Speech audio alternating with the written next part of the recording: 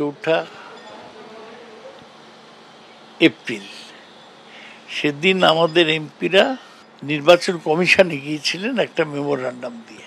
আমার শরীর খারাপ বলে আমি আর ওই মিছিলে যাইনি, আমি বিজয় চকে অপেক্ষা করি। তার ফলে আমি তো চোখে কিছু দেখিনি, এতে আমাদের দলের মর্যাদা ক্ষুণ্ণ হয়েছে। একেবারেই হওয়া উচিত না। একজন এমপি সত্যি যদি বলে থাকেন যে তিনি পুলিশকে বলেছেন যে ব্যবস্থা নিন, আর পুলিশকে বলার মতো ব্যবস্থা নিতে বলার মতো ঘটনা ঘটবেই বা কেন, তো বলাই যেতে পারে। এটা হচ্ছে কেন, মানে একই দলের এমপি দুজন?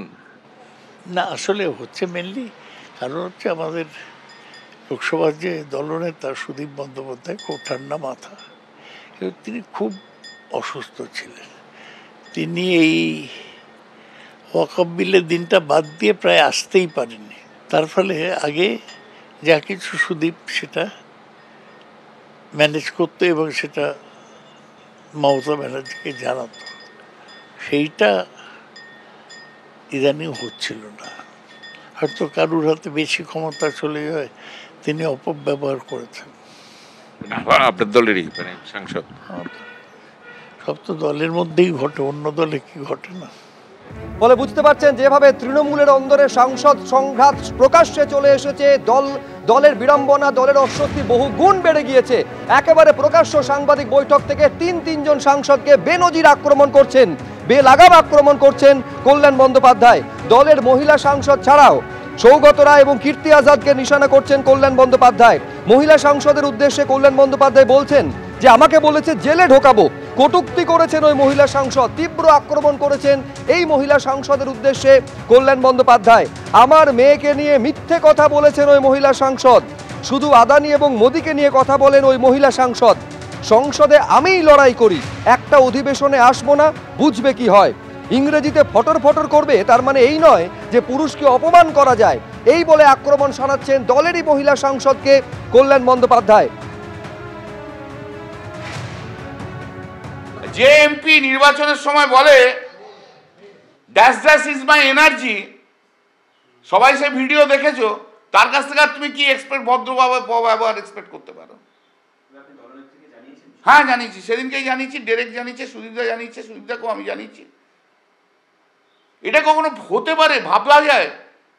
ধরলাম তোমার সঙ্গে আমার ঝগড়া হয়েছে, ধরো তুমি আমি রয়েছি এখানে, ঝগড়া হয়েছে ভাই, কোনো কারণে ঝগড়া হয়েছে, হতেই পারে। কিন্তু আমার সামনে এখানে সিআইএসএফ পোস্টিং রয়েছে, আমি সিআইএসএফকে ডেকে বলতে পারি তোমাকে অ্যারেস্ট করতে? She was showing her power as a member of parliament. তো who am I? আমি সিপিএম এর বিরুদ্ধে লড়াই করে আসা লোক, আবার আমি বলছি আমি কোটায় আসা লোক নই, আমি 2011 পরে এসে রাজনীতি করা লোক নই। দল যেদিন বলবে ছেড়ে দিয়ে চলে যাব, কিন্তু এইসব অসভ্য মহিলা এমপিকে সহ্য করব না। দিদি একবার বলুক আমি এক্ষুনি রিজাইন করে বেরিয়ে চলে যাব। মহিলা বলে এই নয়, সুন্দরী মহিলা বলে এই নয়, আর ইংরেজি ফটফট ফটফট করে করতে বলে এই নয়, যে কোনো পুরুষকে অসম্মান করতে পারে তারা। There is a limit of the things.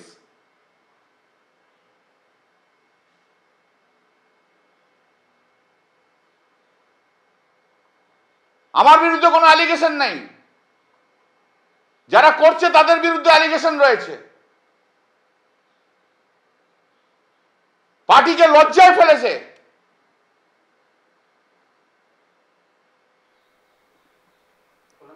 একটা কথা মমতাদি যদি বলে খুবই অন্যায় করেছো, আমি রিজাইন করে চলে যাব, রাজনীতি ছেড়ে চলে যাব, আমার রাজনীতি করতে হবে এমন কোনো মানে নেই, কিন্তু এই অসভ্য এমপি আমি সহ্য করব না।